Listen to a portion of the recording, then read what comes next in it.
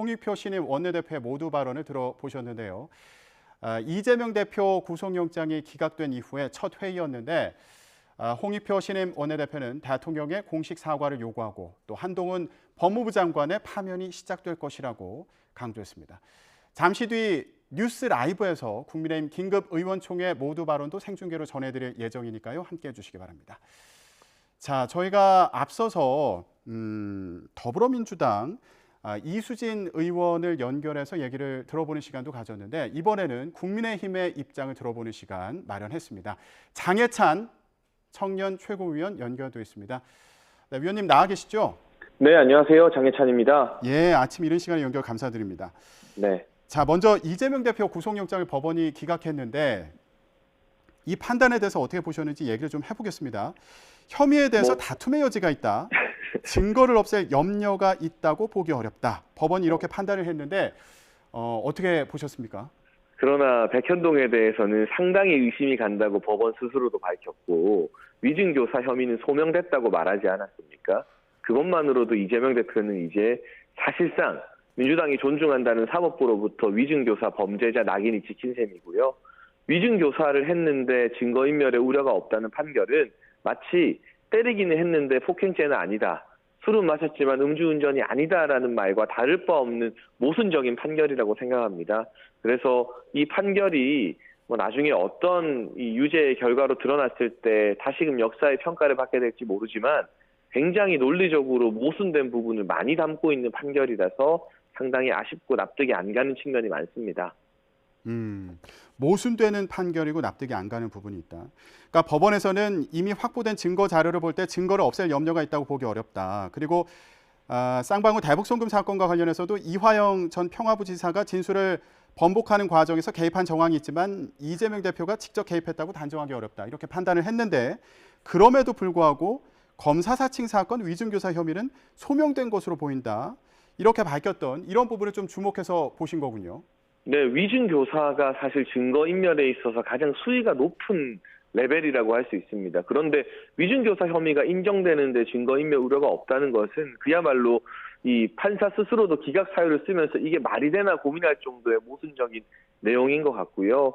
이화영 전 부지사 재판에 대해서도 여러 사람이 개입한 정황이 보이는데 직접적 관련성을 못 밝혔다고 하는데 박찬대 민주당 최고위원을 포함한 민주당의 윗선들 위에서 원한다라는 이 교섭 내용까지도 공개되지 않았습니까? 그럼에도 불구하고 이재명 대표와 직접적 연관이 없다고 이렇게 억지로 면죄부를 주는 영장 기각 판결을 내린 것은 유창훈 판사가 민주당의 어떤 실력 행사, 국회의원들 강제로 탄원서 쓰게 만들고 개딸들이 법원 앞에 몰려가고 하는 이런 실력 행사에 조금 겁을 먹고 위축된 거 아닌가 하는 생각이 듭니다. 네. 예. 자, 그래서 국민의힘도 법원의 판단이 나온 이후에 법원이 개딸들에게 굴복했다는 취지로 비판을 하기도 했는데 같은 맥락으로 지금 말씀하신 것으로 이해가 되고요. 자, 이번에 법원의 판단으로 인해서 지금 현재 검찰에서 대장동 428억 원 약정, 또 정자동 호텔 개발 특혜 의혹 등 이재명 대표와 관련한 다른 수사도 진행을 하고 있는데 영장이 기각되면서 이런 수사에도 영향을 주는 거 아니냐 이런 시각도 있습니다. 여기에 대해서 어떻게 생각하고 계신가요? 근데 좌고우면할 필요 없이 원칙과 정도대로 더하고 덜함 없이 수사를 계속해 나가면 되는 것이고요. 이재명 대표에 대한 주요 혐의나 의혹들은 대부분 다 민주당 정부 시절, 전임 정부였던 문재인 정부 시절에 부각됐던 것입니다. 그러니까 정권 교체가 되고 나서 새롭게 포착된 혐의들이 아니라 문재인 정부에서 말기에 포착됐던 혐의들을 이어받아 수사하는 것이기 때문에 여기에 대해서 정치적인 성격이라고 규정하는 게 불가능하다고 보고 있고요. 그리고 또 한 가지 꼭 말씀드리고 싶은 게 그 김경수 전 경남지사 드루킹 특검으로 유죄 확정 판결 받지 않았습니까? 구속영장 기각됐었고요.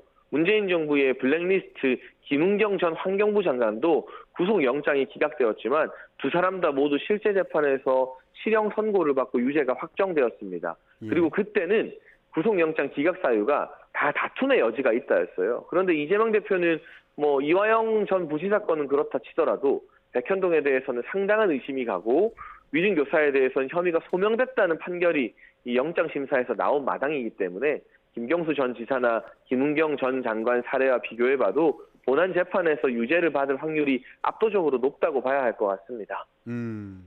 앞서서 이원석 검찰총장 출근길 인터뷰를 저희가 중계해드렸는데 검찰총장 같은 경우에도 이번에 영장을 발부할지 말지 이걸 결정하는 재판은 죄가 있고 없고를 가르는 재판이 아니다. 이런 취지로 얘기를 했는데 같은 맥락으로 말씀을 하신 것으로 이해가 되고요. 그리고 앞서서 이거 정치적으로 해석하면 안 된다. 이렇게 말씀은 하셨습니다만 그럼에도 네. 불구하고 체포동의안 처리를 주도한 여당의 역풍이 부는 거 아니냐 이런 시각도 있어서요. 이런 시각에 대해서는 좀 어떤 의견 갖고 계신가요? 그 부분에 대해서는 전혀 우려하지 않습니다. 불체포 특권 포기는 이재명 대표 스스로도 수차례 공언했던 국민과의 약속인데 체포동의안 표결 전날 정말 비굴하고 비겁한 읍소문으로 이 특권 포기 못하겠다, 특권을 행사하겠다고 하지 않았습니까? 그리고 어떻게 보면 그동안 검찰 독재니 뭐니 운운했는데 사법부에서 납득이 안 가는 모순적 판결이긴 합니다만 영장 기각이라는 결과를 던졌습니다. 이 결과 앞에서 이재명 대표나 친명계가 그렇게 체포동의안 표결 자체를 반대했던 이유나 명분이 또 완전히 퇴색되게 된 셈이거든요. 그러니까 추후에 이재명 대표가 되었든 또는 민주당이든 국민의힘이든 국회의원을 대상으로 검찰이 체포동의안을 청구하게 되었을 때 국회에서 더 이상 체포동의안을 부결시키고 국회의원들의 특권을 행사할 명분 자체가 사라졌다고 보는 게 맞을 것 같습니다. 예. 앞서서 저희가 홍익표 신임 민주당 원내대표의 회의 모두 발언도 전해드렸는데 홍익표 원내대표 같은 경우에는 정치검찰의 무리한 수사였다. 이런 취지의 발언을 했고요. 그리고 윤석열 정부가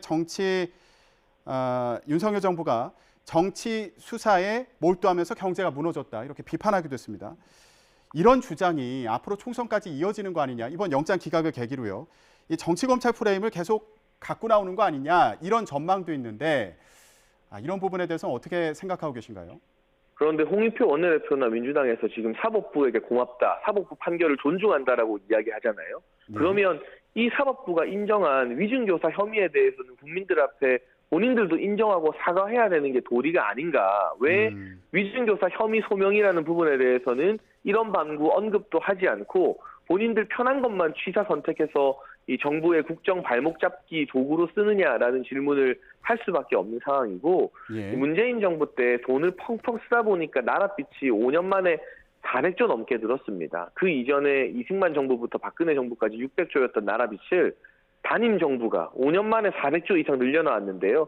그런 빚잔치를 한다면 누구나 눈에 보이는 경제지표 당장 좋게 만들 수 있죠. 하지만 그것이 미래 세대에 부담이 가기 때문에 윤석열 정부는 재정 건전성을 강조하고 있는 것이고 통계 조작 같은 걸 하지 않는 정부 아니겠습니까? 경제에 대해서도 안보에 대해서도 사실 북한이 핵 개발할 시간을 벌어다 준 게 전부 다 진보 정부인데 민주당이 감히 이 영장 기각 하나를 빌미로 이야기를 할 자격 자체가 없다고 생각을 하고 있습니다.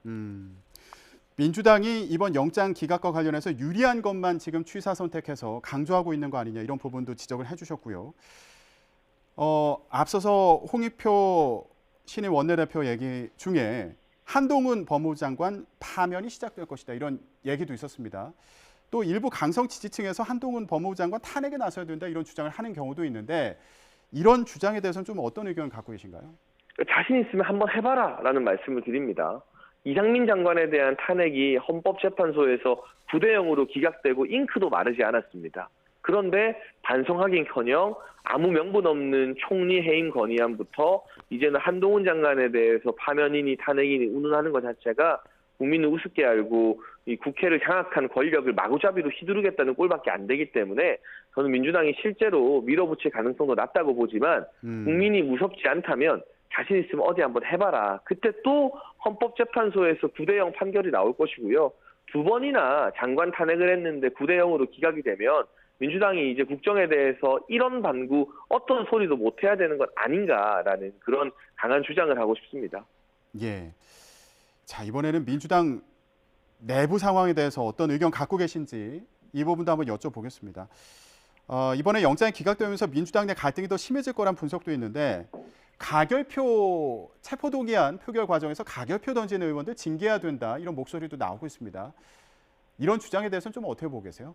이재명 대표가 돌아와서 칼을 휘두르고 학살을 시작하겠죠. 그런데 이 민주적 절차에 의해서 국회의원이 양심과 소신으로 투표한 걸 색출해서 벌 주겠다는 것은 우리가 북한이나 중국에서 많이 보는 방식 아닙니까? 민주당이 사실 전 세계 그 어느 정당보다 북한, 중국, 러시아와 친한 정당이고 북중러를 좋아하는 정당인데 외교만 북중러랑 하자는 게 아니라 정치 체제도 북한, 중국, 러시아의 체제를 그대로 닮아가려고 하는 것 같아서 개인적으로는 굉장히 우려가 됩니다. 민주당에서 지금 반대 의견을 내는 의원들에 대해서 비판하고 있는 상황을 좀 지적을 해주셨고요. 자, 의원님, 그러면 마지막으로요. 이재명 대표 영장이 기각되면서 물론 이재명 대표 사법 리스크가 완전히 해소된 건 아닙니다만 민주당 내부 갈등도 그렇고 그리고 여야 사이의 공방도 더 치열해지는 거 아니냐 이런 시각도 있습니다. 이번 제가 구속영장 우려되는 기각이 게 정치권에는 어떤 영향을 미칠 거라고 좀 전망하시나요? 네, 제가 우려가 되는 게 여야가 싸울 땐 싸우더라도 민생 법안 통과에는 힘을 모아야 하지 않습니까? 그런데 이재명 대표 체포동의안 가결되고 민주당은 자기들 원내대표 선거하겠다고 중요한 국회 본회의를 무산시켰습니다. 그때 통과가 예정된 법안이 강력 범죄자들 머그샷 찍게 하는 법안이나 보호출산제 같은 우리 국민의 생명과 직결된 법안이었거든요. 이런 것들을 이재명 대표 때문에 줄줄이 다 밀어버린 민주당이었기 때문에 앞으로도 더욱더 강경파들이 득세하게 되면서 민생이나 협치는 실종되는 것 아닌가. 이게 단순히 여야가 싸우는 문제가 아니라 민생 법안 통과가 늦어지면 그 피해를 고스란히 우리 국민들이 봐야 하기 때문에 예. 민주당이 극단적인 강경파들의 어떤 놀이터가 되면서 민생 처리를 더더욱 더디게 할 것 같아서 그 부분은 여야 떠나서 국민의 한 사람으로서 좀 크게 걱정이 되는 바입니다. 이재명 대표가 이제 당무에 복귀를 하면서 친명 체제가 공고화되고 그리고 반대파에 대한 비판 목소리가 커지면서 오히려 당 내부는 물론이고 여야 사이의 갈등도 더 심화될 것으로 보인다. 예, 이렇게 전망을 해주셨습니다. 알겠습니다. 이재명 대표 구속영장 기각된 이후에 정치권에 미칠 파장이 궁금한 상황인데요. 관련해서 국민의힘 장해찬 청년 최고위원과 얘기 나눴습니다. 말씀 고맙습니다. 감사합니다.